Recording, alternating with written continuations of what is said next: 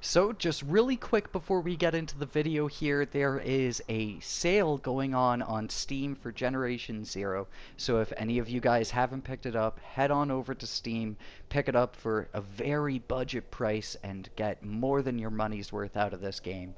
But I just wanted to say that this game's on sale before we get into the video here. What's going on, everybody? My name is Tenebris Infinite, and welcome back to Generation Zero. For today, I have the ultimate top tier pro tip that I'm going to be giving you dudes. I'm going to be talking about how to quote unquote control the machines of Generation Zero. So, throughout my gameplay here in Generation Zero, I've managed to figure out how to influence the machines in a way that leads to some of the most optimal fights that you can have in this game. I've figured out attack distances and various things that the player can do in order to make the machines have some sort of a reaction that you are then able to anticipate and utilize to your advantage in the middle of combat. So today we're going to be going over just that. We're going to be talking about all of the things that I've learned in terms of controlling the machines here. And if you guys haven't yet, definitely before you get into this video, I would advise that you are top notch on your bullet dodging, your hunter dodging, and your hunter counters in order to get the most out of this information. If you haven't mastered those techniques yet, I'm going to have links to all of those videos down in the comments. But with that out of the way, I highly advise that you fire up Generation Zero so that way you can practice this stuff as I'm talking about it and as I'm explaining it.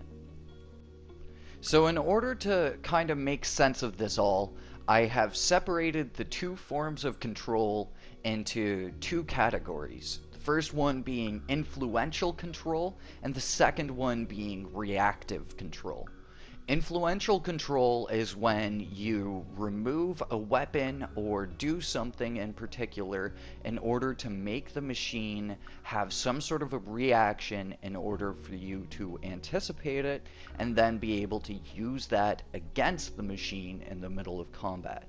So that could be anything from monitoring your spacing and getting really close to the machine in order to manipulate it into doing some sort of a melee attack, or removing a weapon from it in order to again inspire a melee attack of some sort, or some sort of an attack that has a long cooldown. For reactive control, it's more so again monitoring your spacing between you and the machine in order to anticipate what attack that machine is going to prioritize against you. I'm going to be going very much so in depth about these things as we go through the video here, but I think I've managed to figure out a way to explain it that will make sense to legitimately everybody. So let's get started with the most simple machine to explain attack patterns and attack tendencies to you guys. We're going to talk about the runners first. So for the runners, I've made these circle diagrams for all of the machines in order to better explain the distances and spacing that you need to have and you need to utilize in order to manipulate the machines. So the red circle here is the circle in which case the machine will utilize its primary gun. For the runners, that will be anything from an SMG to a shotgun to a rocket launcher, and the green circle in the middle is the distance between you and the machine that you will need to utilize in order to get the machine to want to do some sort of a melee attack. Now, the thing about runners is sometimes they'll rush in on you and they'll try to close the distance between the green circle and the red circle in order to do a melee attack of their own. And when they're doing that, it is really easy to have some sort of reactive control because you can see the machine running up to you. So when the machine is running up to you, you need to anticipate the opportunity to dodge the machine, and then to utilize that to perform some sort of a counterattack on the machine. As long as you're in the red circle, though, you can again have reactive control in order to anticipate the fact that the machine's going to be shooting at you. When it comes to the SMG, it comes in a small burst of fire, so a lot of times you can dodge that burst of fire and have a couple seconds to mount your counterattack. When it comes to the shotgun, it's usually just a single shot from the shotgun, maybe 2 or 3 shots from the shotgun. So again, you can anticipate that, try to dodge the spread of the shotgun, and again, mount a counterattack. And when it's a rocket doggo, it's really easy to dodge its attack because it has that red laser finder that it uses in order to lock on and launch its rocket. So using this information, we'll now go into the game here, have a little bit of gameplay footage, and show all of this in action. So I feel like this is incredibly useful for people that get overwhelmed by packs of doggos. What you can see here is we are having influential control over the doggos by shooting off their weapons so that way they can't surround us and blast us with their shotguns.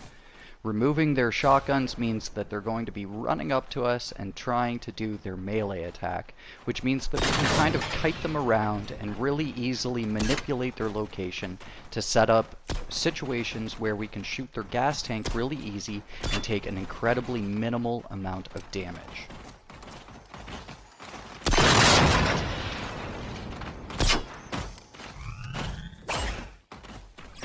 So because we've removed the shotgun from this doggo, we were able to anticipate that melee attack that it was about to do there, dodge accordingly, and set up a situation in which case we can kind of set up a really easy quick kill against this doggo. Now here we're having, again, a bit of influential control by getting really close to the doggo so that we can bait out that melee attack and have it run off in a direction that it's going to be less of a threat in this situation. Now again, we're doing the same tactic and kind of kiting these dogs around, baiting out these melee attacks and avoiding them accordingly so that way we can manage the entire group of doggos, again, taking as minimal damage as possible in the entire encounter. Now, for these examples, I was kind of being pretty ballsy with it and just trying to show off the mechanics here as opposed to trying to kill the machines really quickly. But when you use these strategies against the machines, you'll be able to take them out incredibly quickly using every advantage and opportunity you have to destroy them.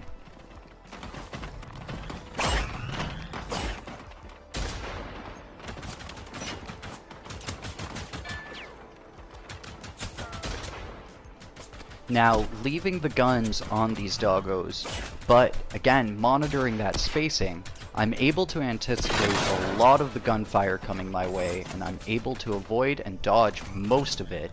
Even though I'm still getting clipped here and there, I'm able to dodge the SMG fire incredibly easily, and able to dodge most of the shotgun attacks as well.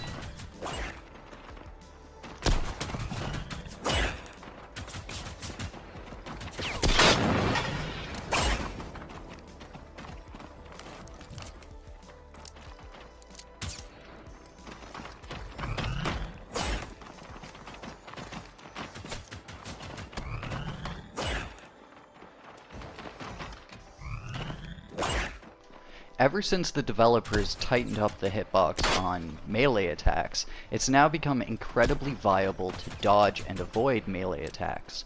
So for the doggos, the audio cue that you really need to listen to is that whirring noise that they do before they do their jump.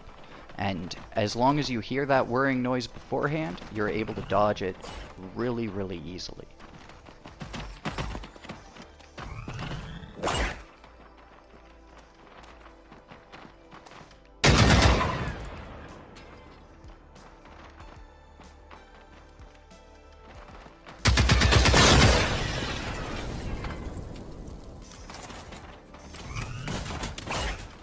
Now this is even effective against the Epochal doggos, and the only thing that I would say is that when you're fighting the Epochal doggos, you want to have a little bit more influential control and remove the SMG, so that way you can avoid the biochemical attack that it has that will kind of drain away at your health.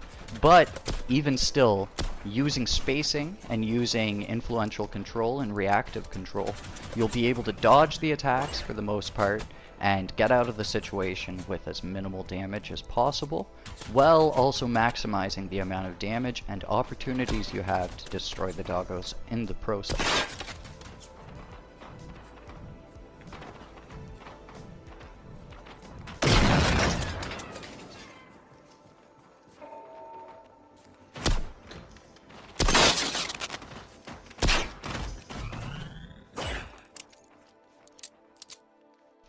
Now that we've removed the SMG from that doggo, we can actually worry a little bit less about him and look for the one doggo that kind of ran off into the trees over here, which allows us to have a bit of brevity while we're fighting this group of doggos here.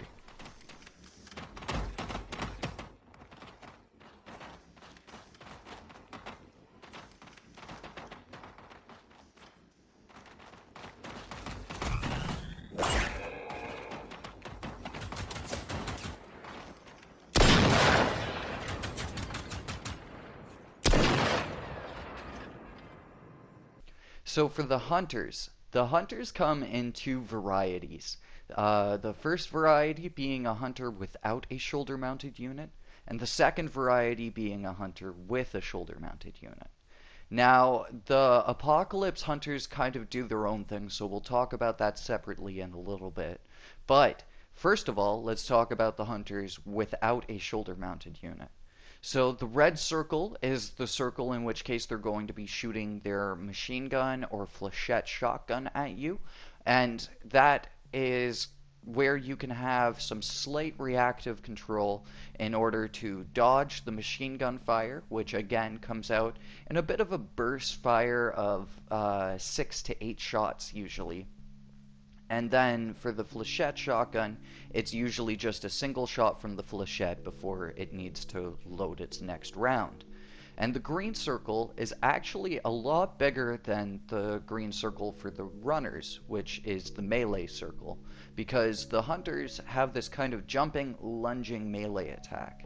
There would also be a tighter circle in the middle, in which case you can bait out a swiping attack as well, but I figured that I would just kind of include it all together into this melee circle here.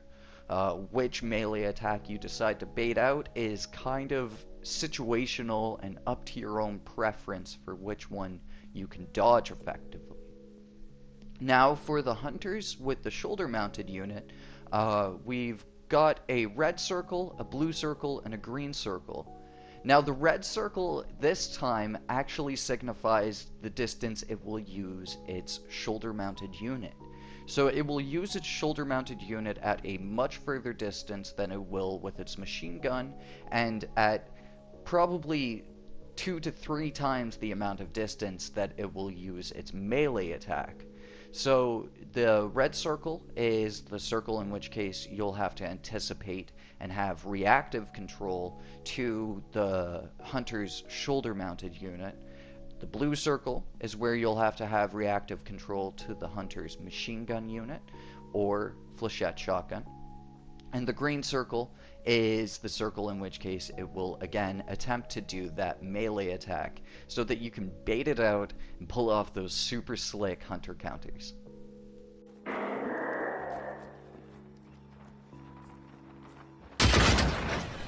So this hunter was doing something a little funky, which you'll find sometimes, and he was just kind of wandering off to a set location before he would start going full aggro on me. But you'll notice that as I'm dodging around this hunter, I'm using reactive control to anticipate its machine gun fire, and even though I run into the trees a couple times and manage to get clipped out by a few shots, in the end I'm able to dodge most of its machine gun fire and avoid the worst of it.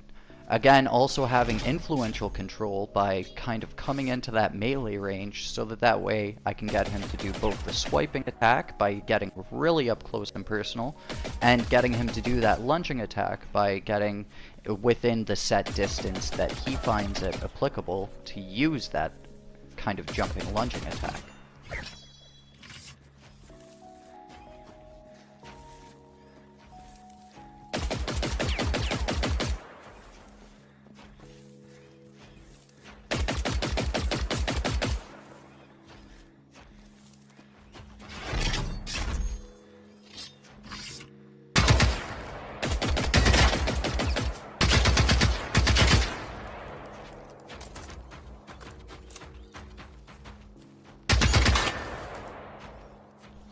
Now that I've removed his machine gun, he's got no option other than that lunging jumping attack, and with that, I'm able to pull off the hunter.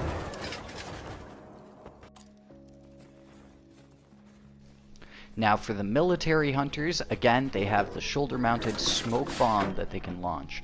So again, I'm kind of showing the distances here, in which case they'll prioritize each of their attacks.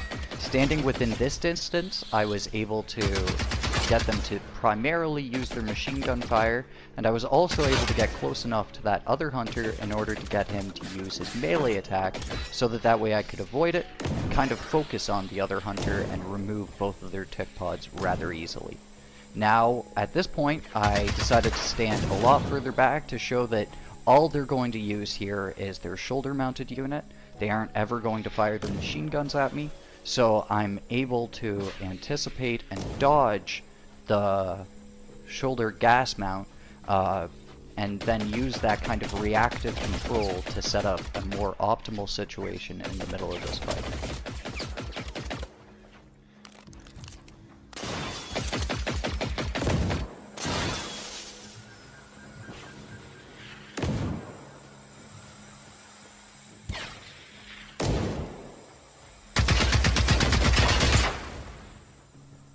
Using influential control on this hunter here by removing his machine gun meant that all he could do now as an option was shoot off his gas rounds or try to melee me.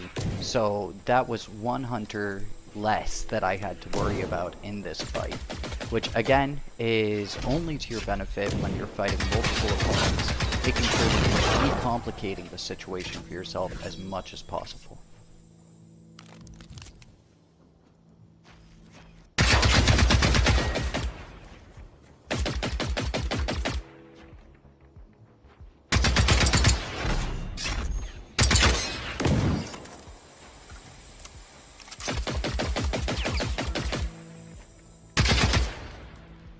Now with both of the machine guns removed from these hunters, the only options they have is the gas attack and to melee me, which means that I've got everything set up in my favor to perform the hunter counters and to get through the rest of this fight, taking very, very little damage.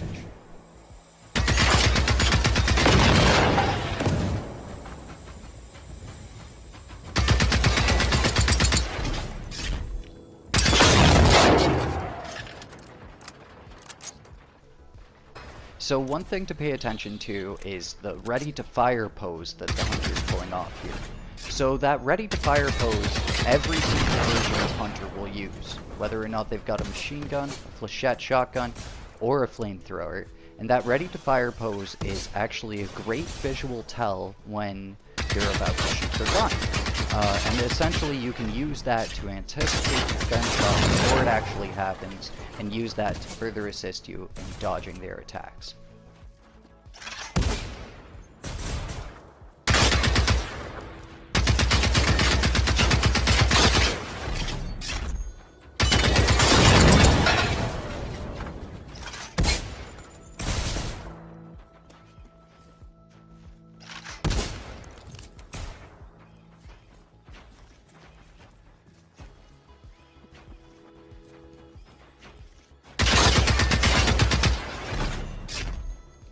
One of the nice things about that ready to fire pose is that if you manage to take off their gun while they're doing that ready to fire pose, 9 times out of 10, they're going to actually try to do its melee attack right off the bat, right once you remove the gun. So again, you can use that ready to fire pose to set up a really slick hunter counter. And now again, with this guy, we're just monitoring spacing to again try to bait out those melee attacks so that we can use the hunter counter to finish him off.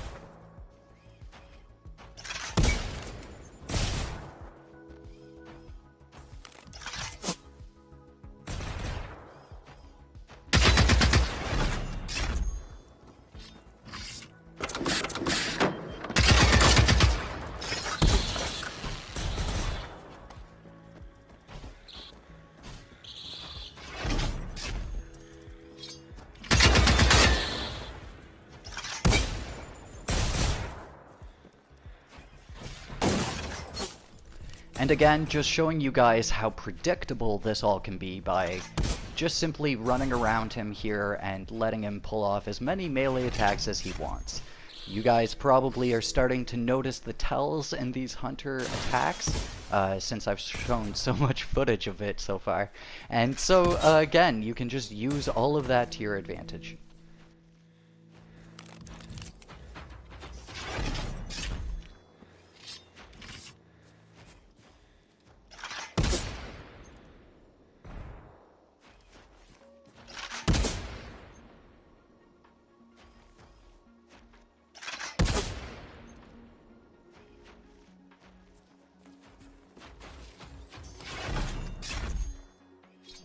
Now, what I was trying to show here is how the hunter again shows his posturing towards going for a melee attack. You'll notice that the hunter will kind of dip his head down really low and do kind of like a football tackle approach to coming at you and charging at you when he's about to do his melee attack. So really try to pay attention to that throughout this next little bit of footage here, because that will be the ultimate tell for you when you can go for the hunter counter.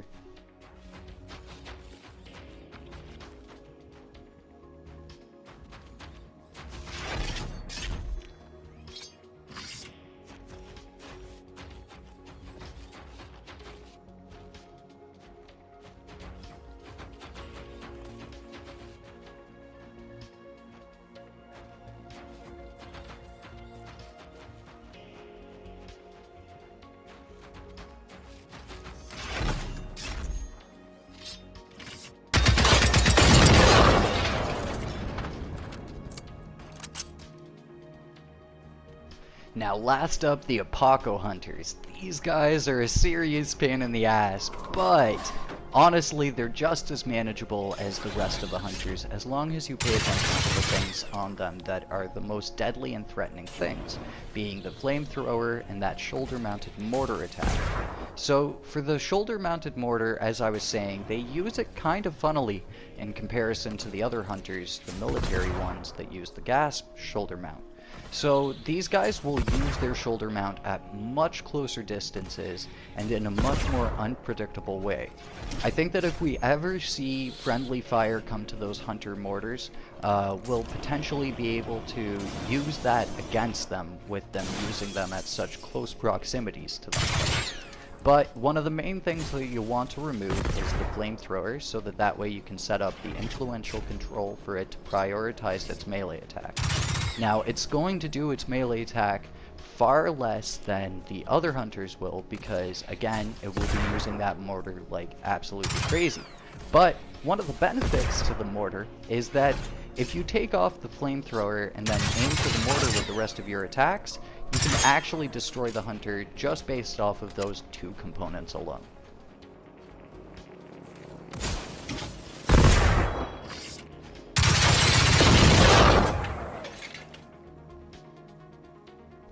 Alright, so now for the harvesters. The harvesters are probably the second easiest machine in order to anticipate its attack, because it primarily only has 3 attacks. The first of which being a rocket salvo, the second being either a shockwave or a farty gas attack, and the third of which being a kind of pincer stomp attack that it will do with its front legs. So for the rocket salvo, We've got a circle diagram here, and this is all to scale, so these circles have been getting bigger and bigger as they've gone on, even though they might look like they're the same size here in the video. I'm sure you guys understand that a harvester will use its rockets at a much further distance than a hunter will use its shoulder-mounted unit or its machine gun attack. So the red circle signifies the distance in which case it will use the rocket salvo attack. And the thing about the harvester is that it will actually overlap its rocket salvo and its gas attack slightly. But if you can find that sweet spot right on the edge of the red and the blue circle, you'll be able to get into this position in which case the harvester will continuously do its gas attack and will not prioritize its rocket salvo attack. Now, the blue circle is the gas attack, which again, you want to find that sweet spot right on the edge of the gas attack, so that way you'll be able to not get harmed by the gas, but also be in a very optimal situation to do serious damage to that harvester. And then the green circle is the kind of distance in which case you'll get the pincer stomp attack that it will do with its front legs. It a lot of times will prioritize the gas over the pincer stomp attack, but the pincer stomp attack is still something that you might want to bait out because, again, it has a very long animation and is easy to utilize in order to get into a more optimal position against the harvester. So I got some really interesting footage of the harvester doing its harvesting here, but the main thing that I'm trying to show off with this bit of footage here is the attack range of its rocket salvo, as well as showing how you can influence certain behaviors from the harvester using influential control. So we'll be talking about that when we start making it do those behaviors and do those actions.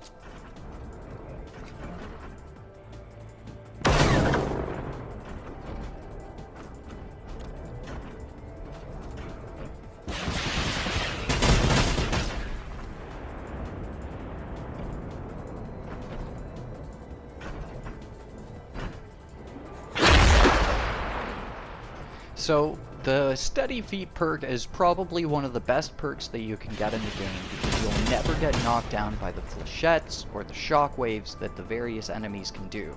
And having that as an advantage for your character is a very strong power to have in this game.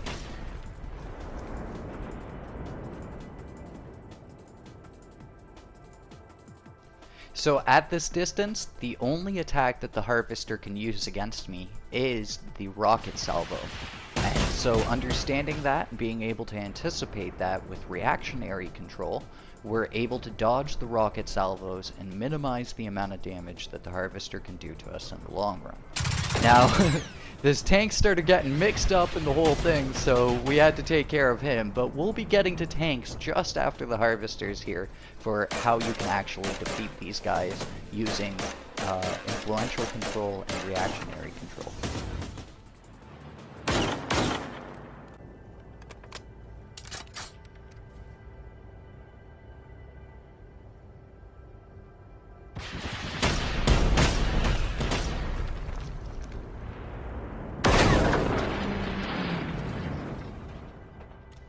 Alright, so finally back to the harvester. So the main thing that I'm trying to show here is how you can influence the harvester to curl up into a ball and go into its defensive stance, which essentially leaves it open for you to do a lot of damage to it and essentially just take it down from that point. Basically, the main thing that you want to do is you want to take out the 3 canisters on its back. That's going to be the main thing that will influence it to curl up into a ball and try to call for help. And essentially, at this point, the harvester is just a sitting duck and you can just hammer away on him and take him down.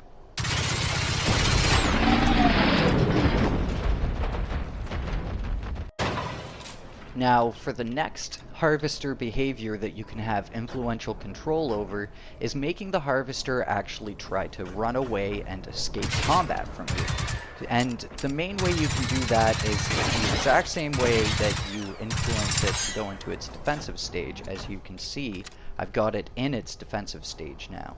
But I'd say maybe half of the time after it goes out of its defensive stage, if it has the opportunity to, the harvester will essentially try to run away from you. And when it's running away, it won't be focusing any of its attacks or anything like that, and taking it down is really easy.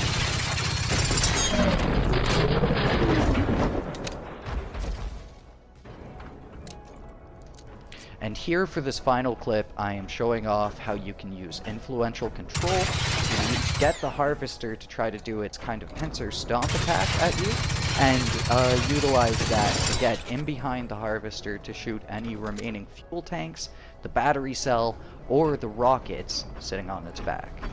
So essentially, in order to influence this, you just need to be all up in its face, really close up to him, and I would say probably a little bit over half of the time he's going to try to do that stomp attack that you just saw there. And the other half of the time he'll be doing his gas attack, which equally leaves him open. But the nice thing about the stomp attack is that it has a slightly longer cooldown than the gas attack. So you can use that longer cooldown to again get yourself into a more optimal position to do even more damage to this guy.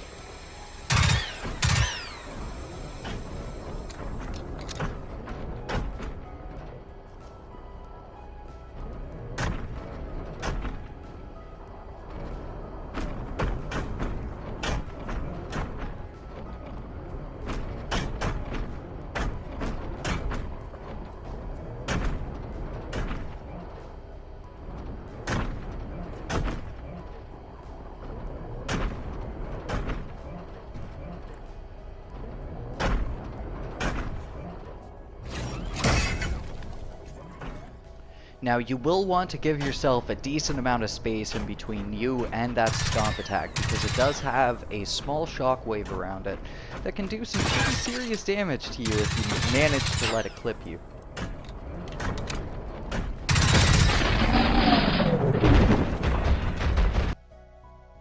Alright, so now for the thick dummies, the tanks themselves.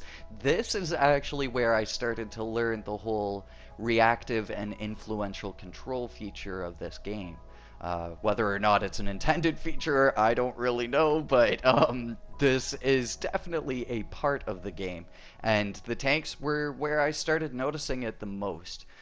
So for the tanks, again, we've got two variants of tanks. We've got a variant that has a rocket salvo attack, kind of similar to the Harvester's rocket salvo attack. And then we have a tank that has a mortar attachment, and that goes for the military tanks and the apocalypse tanks. So first off, we'll talk about the prototype and the Phoenix tanks.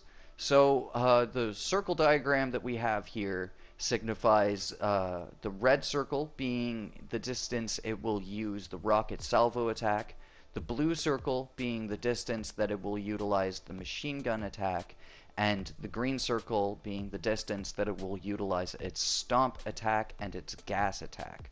The stomp attack is slightly in further than the gas attack, but sometimes baiting out that tank stomp attack is actually incredibly useful because just like with the harvester, it has a pretty long animation, so you can utilize that to kind of deke around and get in behind the tank in order to attack its weak points. But first of all, it's always good to kind of understand that it will use both the rocket salvo and also its machine gun within the blue circle. So always be anticipating either one or the other. And the machine gun is actually pretty easy to dodge. It's got this kind of rhythm to its burst fire, in which case it's like ba da da da da da da da. So it always has that final shot that kind of has like about a half-second delay in between the initial burst and that single shot. And then for the rocket salvo, it's usually just a large cluster of rockets, and moving either left or right can evade the rocket attack. Now, again, these circles are to scale, so this is a much larger circle than even the harvester itself.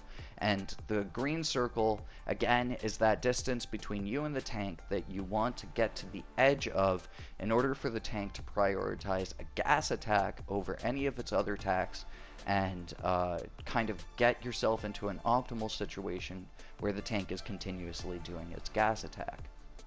Now, for the prototypes and militaries, you almost need to actually kind of avoid this location, because in that location the tank will instead be doing a shockwave attack, and that shockwave can be pretty deadly unless if you have the steady feet perk.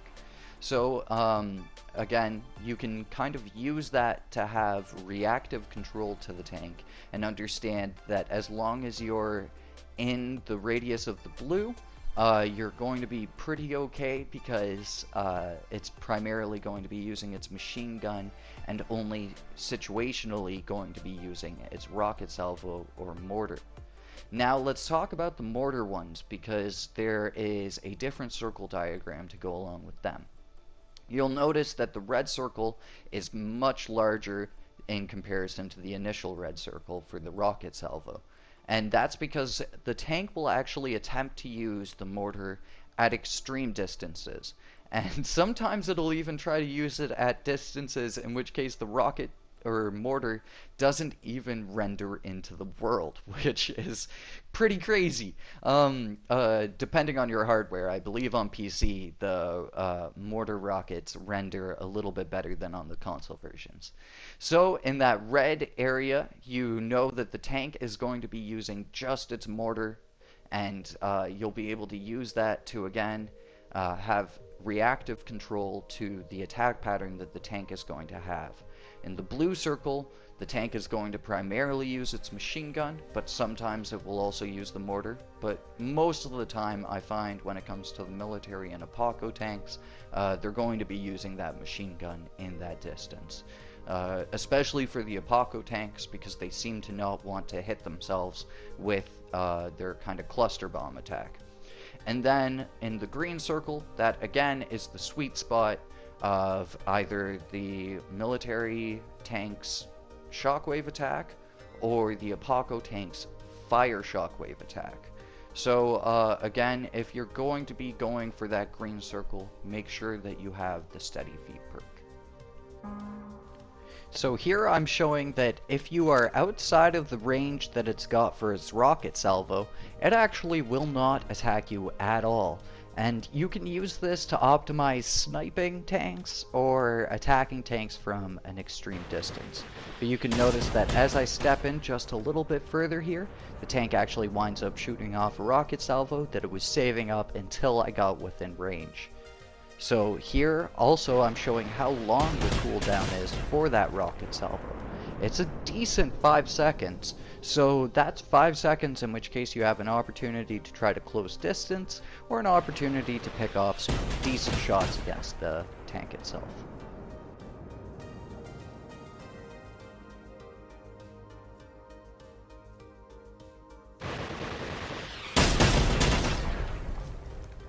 So now I'm closing the distance in order to get into the circle that will have the tank use either its machine gun or its rocket salvos.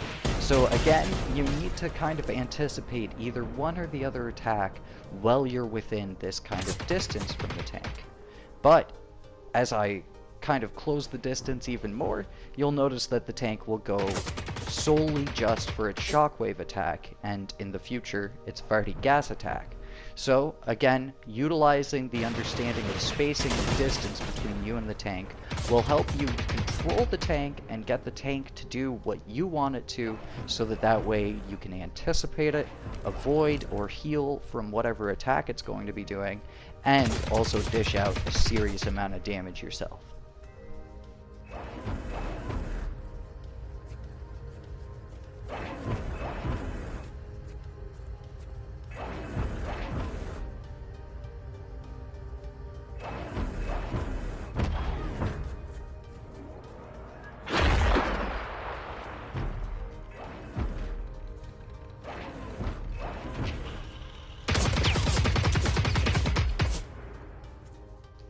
And here you can see that kind of rhythm that I was talking about, and how it has like a kind of half-second delay before that final shot after the initial burst.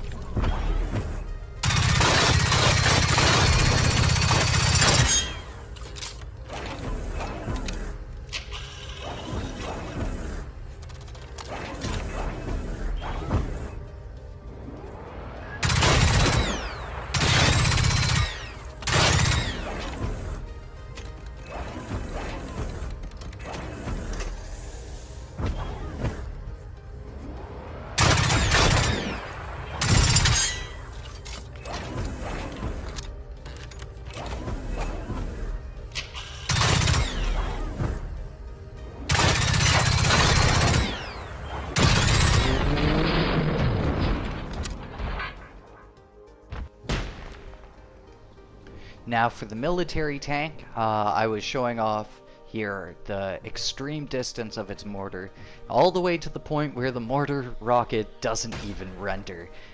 Again, it's pretty crazy, but at these extreme distances, it's incredibly easy to dodge the mortar attacks as long as you kind of watch the trajectory of the mortar as it flies up in the air.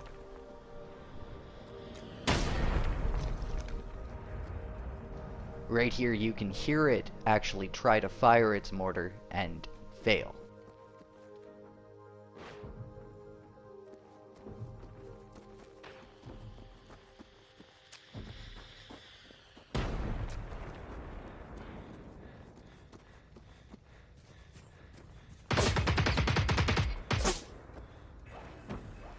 Another way you can have influential control over a tank is by turning a little bit faster than it can get a lock on you with its machine gun. And so the tank will get kind of stuck in this turning animation. This might change at some point, and if any of these features change at some point, I'll likely do another video on influential control with the updated features in mind. But for now, you can simply just circle strafe around the guy, and a lot of times he'll be stuck trying to get a lock on you, as opposed to firing and attacking you.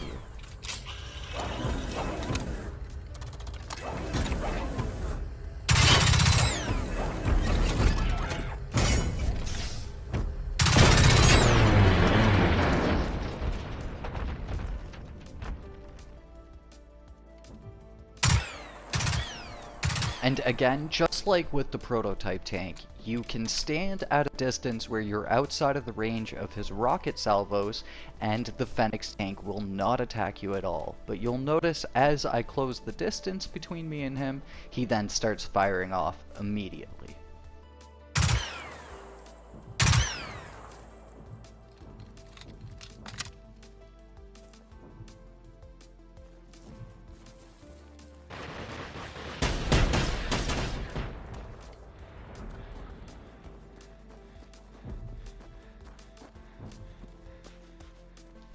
So again, here I am trying to have influential control so that way he'll use his rocket salvos and I can gradually close the distance between me and him.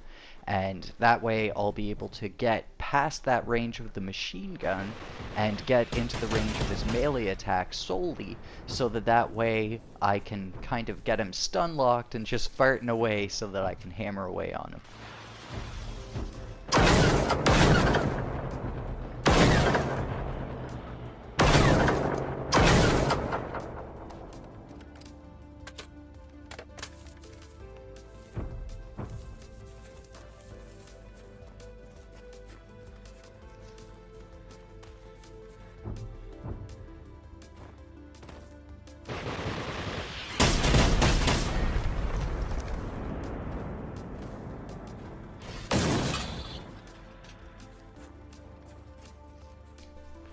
And here I'm closing the distance so that way I'll be in the bubble where he starts using his machine gun, so that way I could dodge it, and again continue closing distance between me and him.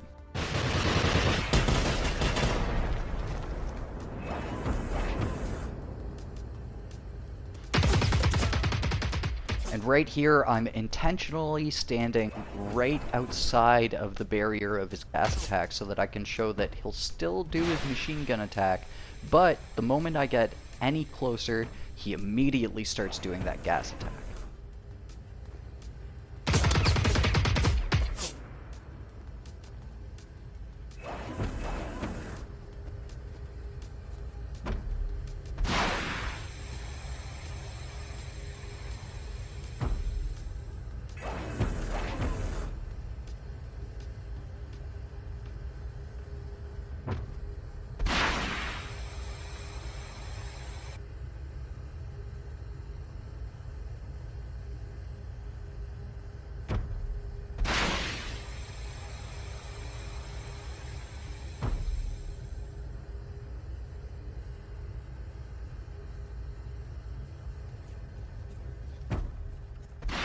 So again here I'm just kind of setting it up so that the tank will continuously turn to try to face me so that it can get a proper lock onto me.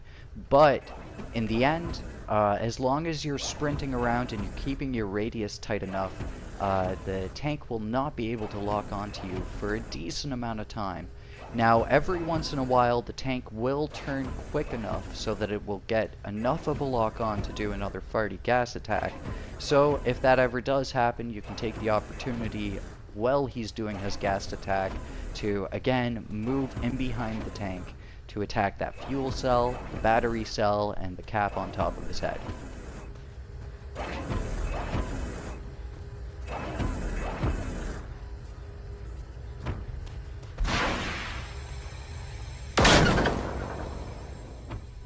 Now again, keep in mind that I am doing all of this intentionally, and this is how I am influentially controlling this tank.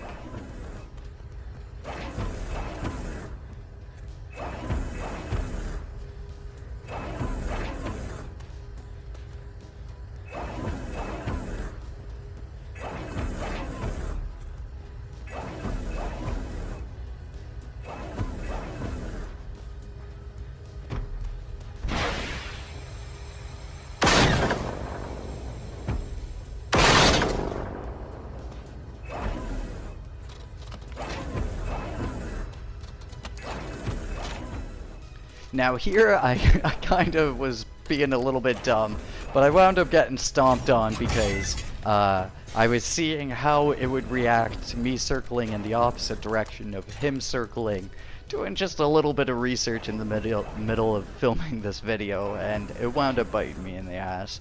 But again, still, if you ever get in that distance to get that stomp attack, as you can see there, and you can preemptively anticipate that stomp attack, you can utilize it to get yourself into a very optimal position to do some damage against a tank.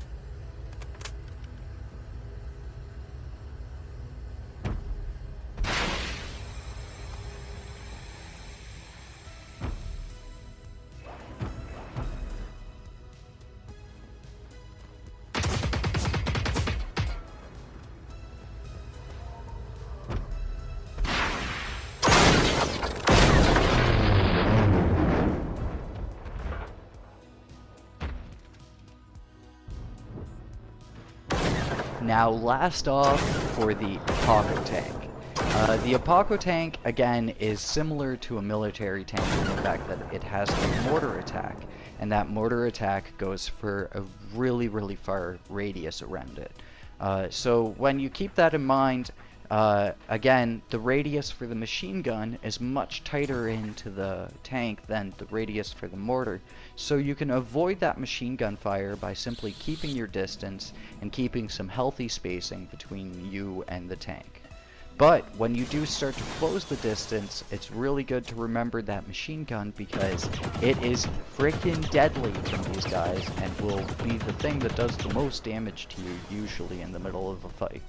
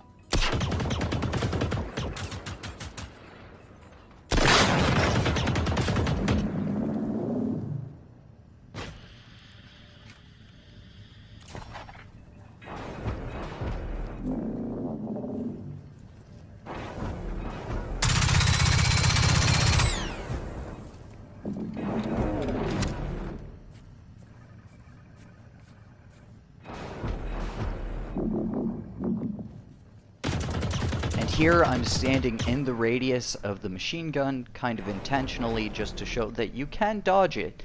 It's a little more difficult to dodge than your typical tank machine gun.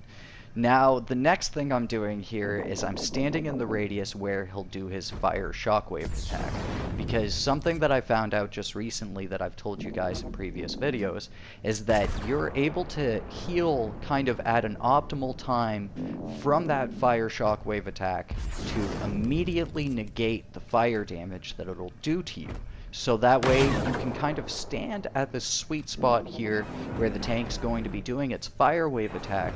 You can heal off that fire damage immediately, and then you can mount your counterattack right after it does its shockwave, because it, again, will have a pretty decent cooldown before it will launch its next fire.